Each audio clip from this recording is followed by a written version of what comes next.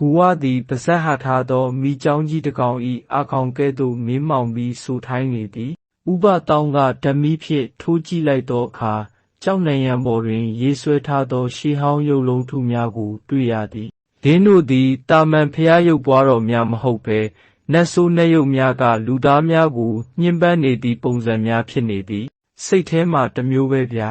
စိုးသိန်းကတတွေးကိုခက်ခဲစွာမျိုးချရင်းပြောသည်သူဤဓမီရောင်ကတုံရီနေသည်ဂူထဲသို့နက်ဆိုင်စွာဝင်လာလေအပုံနှံ့ကပုံမိုပြင်းထန်လာလေပင်ရုတ်တရက်နီမောင်ခြေလန်းတန့်သွားသည်ခြေထောက်အောက်တွင်တကျွတ်ကျွတ်နှင့်အတန်များကြားနေရသည်ဓမီဖြင့်အောက်ကိုထိုးကြည့်လိုက်သောအခါလူတိုင်းသွေးပြတ်သွားကြသည်ကျမ်းပြင်တစ်ခုလုံးတွင်တေဆုံးနေသောလက်ပြကြီးများနှင့်တိရစ္ဆာန်အယိုးစုများပုံနေသည်ဒါတွေကဘာဖြစ်လို့ဒီမှာစုပြုံသေးနေရတာလဲကြော်စွာကမေးလိုက်စင်ပါပဲဝုံခူအပေါ်ယံမှအတောင်ပံခတ်တန်အပြင်းထန်ကြားလိုက်ရပြီးမှောင်တိကျနေသောအမိုးပေါ်မှအနက်ရောင်အကောင်ထဲများဝဲဆင်းလာကြသည်ရင်းတို့သည်တာမန်လင်းတို့များမဟုတ်ဘဲခွေးတကောင်ခန့်အရွယ်စားရှိသောသွေးစုပ်လင်းတို့ကြီးများပင်ဖြစ်သည်တနတ်နဲ့မပြစ်နဲ့ငြိမ်နေနီမောင်ကအော်ပြောတော်လဲကြောက်အားလန့်အားနှင့်အောင်ထုံးကကာပိုင်တနတ်ကိုတဖြောင်း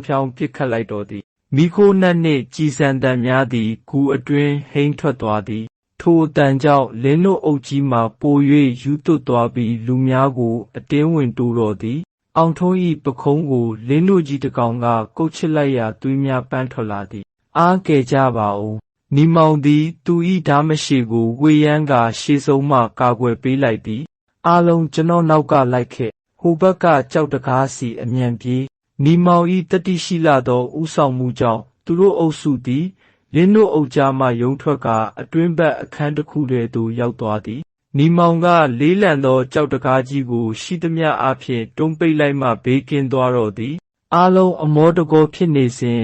ဥပတောင်းကမူဒဏ်ရာရနေသောတပည့်ကိုပင်ဂယုမဆိုင်နိုင်အားပဲရှိတိတ်တဲ့ကိုသာငေးကြည့်နေသည်ဟာ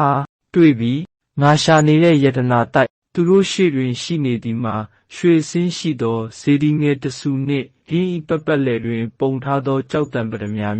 ရွှေစင်တုံးများပင်ဖြစ်သည်1980ခုနှစ်များ၏တန်မိုးနှင့်ဆိုလျင်တပြည်နယ်လုံးကိုဝယ်ယူနိုင်လောက်သည့်ပမာဏအောင်ထွန်းနှင့်ကျော်စွာတို့သည်ဒဏ်ရာကိုပင်မေးသွားပြီးရွှေပုံကြီးစီသို့ဝမ်းသာအားရပြေးသွားကြသည်မသွားနဲ့ဦးနီမောင်ကလှမ်းတားသည်ဒီနေရာကလွယ်နဲ့ယတနာယူလို့ရမယ့်နေရာမဟုတ်ဘူးတခုမှားနေတယ်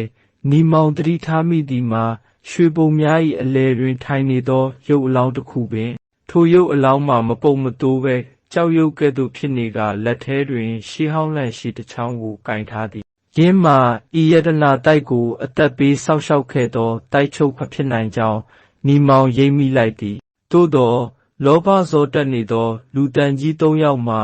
နီမောင်၏စကားကိုနားမဝင်တော့ဘဲရွှေတုံးများကိုလက်ဖြင့်အတင်းဆွဲယူလိုက်ကြသည်ထိုခဏမှာပင်ဂူအတွင်းရှိမြေပြင်ကတိတိတတ်တာတုန်ခါလာပြီးရုပ်အလောင်းကြီး၏မျက်လုံးများကနီးရဲသောအလင်းနှန်းများဖြင့်ပြောင်းလဲသွားတော်သည်